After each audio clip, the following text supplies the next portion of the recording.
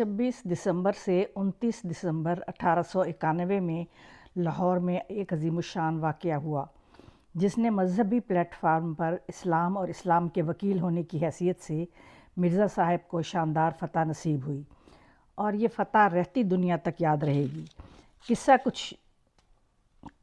किस्सा कुछ यूँ है।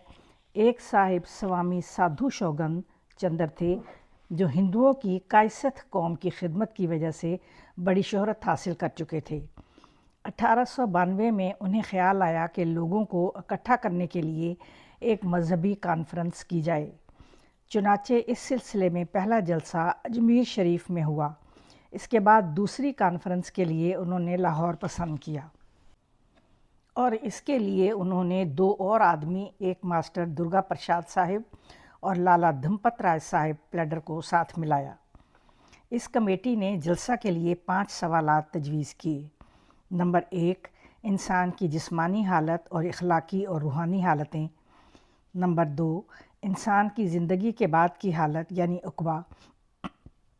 नंबर 3, दुनिया में इंसान की हस्ती की असल गरज़ क्या है और वो गरज़ किस तरह पूरी हो सकती है। नंबर 4, कर्म यानी अमाल का असर दुनिया और आखिरत में क्या होता है। नंबर 5, इल्म यानी ज्ञान और मार्फत के ज़राए क्या हैं। कॉन्फ्रेंस के लिए 26, 27, 28 दिसंबर 1896 की तारीखें करार पाईं और अंजुमन हमायत इस्लाम का अहाता जलसा के लिए हासिल किया गया। नीज़ जलसा के लिए 6 मॉडिटर हजरात भी मुकर्रर किए गए जिनमें 4 अदद गैर मुस्लिम थे और 2 अदद मुसलमान थे। समामी साहिब ने जलसा का इश्तिहार भी दिया। उन्होंने अपने इश्तिहार में लिखा कि इस जलसा की अगराज़ भी यही हैं कि सच्चे मज़हब के कमालात और ख़ूबियाँ एक आम मजमा मुहज़्ज़बीन में ज़ाहिर होकर उसकी मोहब्बत दिलों में बैठ जाए और उसके दलाइल और बराहीन को बखूबी समझ लें। उन्होंने मुसलमानों को खुदा की, ईसाइयों को हज़रत ईसा की और हिंदुओं को वेदों की कस्में देकर इस जलसा में ज़रूर शिरकत करेंगे। उनके इश्तिहार के जवाब में 17 मुख्तलिफ़ दीनों के आलमों ने जलसा में शिरकत कबूल की। मिर्ज़ा साहिब को जलसा में शमूलियत की दावत देने ख़ुद स्वामी साहिब कादियान आए और मिर्ज़ा साहिब से सवाल किया, आप भी जलसा में शमूलियत करें। मिर्ज़ा साहिब ने अपनी बीमारी का उज़र किया, लेकिन स्वामी जी ने इसरार किया कि आप ज़रूर आएँ, जिसे आपने कबूल किया और अल्लाह ताला से दुआ की कि वह आपको ऐसे मज़मून का अलका करे जो इस मजमा की तमाम तकरीरों पर गालिब रहे। इस जलसा से 3 दिन कबल आपने इश्तिहार भी जारी किया जिसका मज़मून ज़रा लंबा है। चीदा बातें इस तरह थीं। इस आजिज़ का मज़मून कुरान शरीफ के कमालात के बारे में पढ़ा जाएगा जो इंसानी ताकतों से बरतर खुदा के निशानों में से एक निशान और ख़ास उसकी तायीद से लिखा गया है। फरमाया, इसमें कुरान शरीफ के वो हक़ाइक़ और मारिफ़ दर्ज हैं जिनसे आफ़ताब की तरह रोशन हो जाएगा कि दर हकीकत ये खुदा का कलाम और रब्बुल आलमीन की किताब है। बहरहाल 26 दिसंबर 1896 ठीक 10 बजे अंजुमन हमायत इस्लाम के हाई स्कूल वाक़या शेरानवाला में जलसा शुरू हुआ। मिर्ज़ा साहब का मज़मून दिन 1:30 बजे की नशस्त पर पढ़ा जाना था। मिर्ज़ा साहब के मज़मून से कबल एशरी प्रसाद साहिब, मौलवी मोहम्मद हुसैन बटालवी, बरोदा कोंटा साहिब, मौलवी सलाउल्लाह अमृतसरी, बाबू बेजा राम और पंडित गोवर्धन दास की तकरीरें हुईं जो कि कमेटी की तरफ से पेश किए गए मुश्किल सवालों का मुनासिब जवाब देने में कामयाब न हो सके। मिर्ज़ा साहब का मज़मून सुनने के लिए वो सामीन जो पहली नशस्तों की तकरीरें सुनने आए थे वो भी अपनी जगह पर ही रहे और जलसा का पंडाल खचाखच भर गया। सैकड़ों अशख़ास जिनमें मुल्क के बड़े बड़े सरबराह अफराद, रुअसा, डॉक्टर और वकला शामिल थे, खड़े होने पर मजबूर हो गए। जैसा कि हमने बताया, मिर्ज़ा साहिब बीमार थे। उन्होंने भी बीमारी की हालत में ये मज़मून लिखा था। उन्होंने अपनी जगह मौलवी अब्दुल करीम साहिब सियालकोटी को मज़मून पढ़ने के लिए भेजा।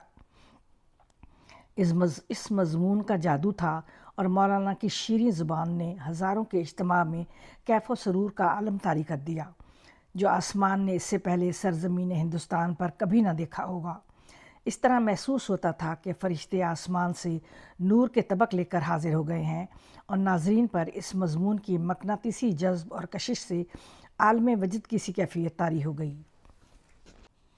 جب یکایک مضمون کا وقت ختم ہو گیا، یہ دیکھ کر مولوی محمد مبارک سیالکوٹی صاحب نے اعلان کیا کہ میں اپنا وقت بھی مرزا صاحب کو دیتا ہوں۔ غالباً وہ اس مضمون کی اہمیت کو سمجھ گئے ہوں گے۔ ان کے اعلان نے مجمع میں خوشی اور مسرت کی لہر دوڑا دی اور پھر علم اور حکمت کے موتی لوٹنے لگے۔ مضمون ابھی باقی تھا کہ وقت پھر ختم ہو گیا۔ اب کی دفعہ پھر مجمع میں شور ہوا کہ جلسہ کی کارروائی اس وقت تک ختم نہ کی جائے جب تک کہ مضمون ختم نہ ہو۔ یہ مضمون مسلسل 4 گھنٹے تک جاری رہا۔ آخر میں جب مولانا عبدالکریم صاحب نے یہ اعلان فرمایا، حضرات جو کچھ آپ نے سنا ہے یہ سب پہلے سوال کا جواب ہے۔ مولانا کا یہ کہنا تھا کہ سامعین نے زور شور سے اس خواہش کا اظہار کیا کہ جب تک 4 سوالوں کے جواب باقی ہیں جلسہ کے لیے 1 دن اور بڑھا دیا جائے۔ یہ مطالبہ اتنی شدت کے ساتھ ہوا کہ منتظمین کو اعلان کرنا پڑا کہ جلسہ کے لیے 1 دن کا اضافہ کیا جاتا ہے۔ اس سے اگلا دن یعنی 28 دسمبر پہلے ہی دوسرے مقررین کے لیے مقرر تھا، جن کی تقاریر اصل موضوع یعنی کہ 5 سوالات سے ہٹ کر تھیں، جبکہ سامعین پر مرزا صاحب کے مضمون کا جادو چل چکا تھا۔ انہوں نے ان تقریروں میں خاص دلچسپی نہیں لی، بلکہ مسلمان علماء کی تقریریں سن کر مسلمانوں کی گردنیں مارے شرم کے جھک گئیں۔ جلسہ کا آخری اجلاس 29 دسمبر 1896 کو منعقد ہوا۔ جلسہ کی کارروائی 9 بجے شروع ہوئی تھی، لیکن وقت سے پہلے ہی سامعین کا ہجوم جمع ہو گیا۔ مولوی عبدالکریم صاحب نے مرزا صاحب کے مضمون کا بقیہ حصہ اپنی گزشتہ شان کے ساتھ پڑھنا شروع کیا۔ پھر 27 دسمبر والا سماع بن گیا۔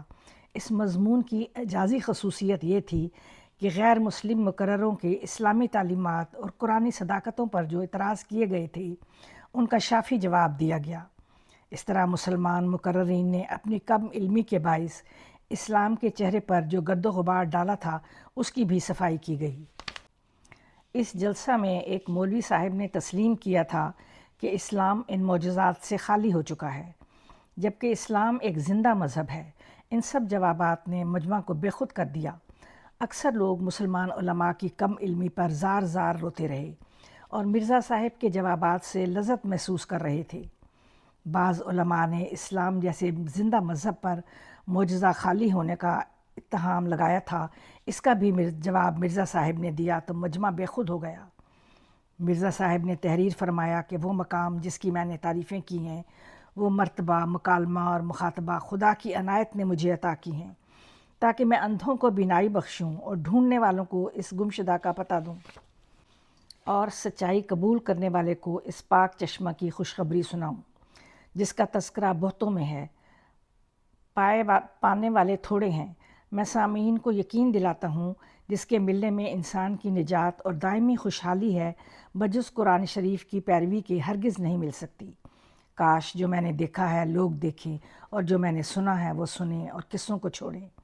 سب طالبوں کو یقین دلاتا ہوں کہ صرف اسلام ہی ہے جو اس راہ کی خوشخبری دیتا ہے، اور دوسری قومیں تو خدا کے الہام پر مدت سے مہر لگا چکی ہیں۔ سو یقیناً سمجھو کہ یہ خدا کی طرف سے مہر نہیں بلکہ محرومی کی وجہ سے انسان ایک ہیلا پیدا کر لیتا ہے۔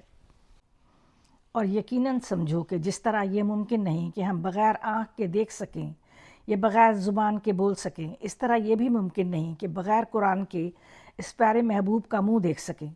اب کی دفعہ پھر تقریر کے دوران ہی وقت ختم ہو گیا اور پبلک و صدر صاحبان دونوں نے اصرار کے ساتھ وقت کے اضافے کا مطالبہ کیا۔ جلسہ کی مجلس عاملہ نے اس مطالبہ کو بخوشی پورا کر کے ہزاروں دلوں کو خوشی اور شادمانی سے بھر دیا۔ غرض کہ یہ مضمون پوری شان و شوکت سے ختم ہوا۔ غیر مسلم احباب نے بھی مسلمانوں کو مبارکباد دی، حتیٰ کہ مرزا صاحب کے شدید مخالف مولوی محمد حسین بٹالوی بھی قائل ہو گئے۔ یہ تمام تفسیر خدا کی طرف سے تھی اور یہ مضمون اسلام کی فتح کا موجب ہوا۔ پورے ہندوستان میں اس کی دھوم مچ گئی اور مسلمان بے اختیار بول اٹھے کہ اگر یہ مضمون نہ ہوتا تو آج اسلام کو سبکی اٹھانا پڑتی، اور لوگوں نے تسلیم کیا کہ یہ مضمون بالا رہا۔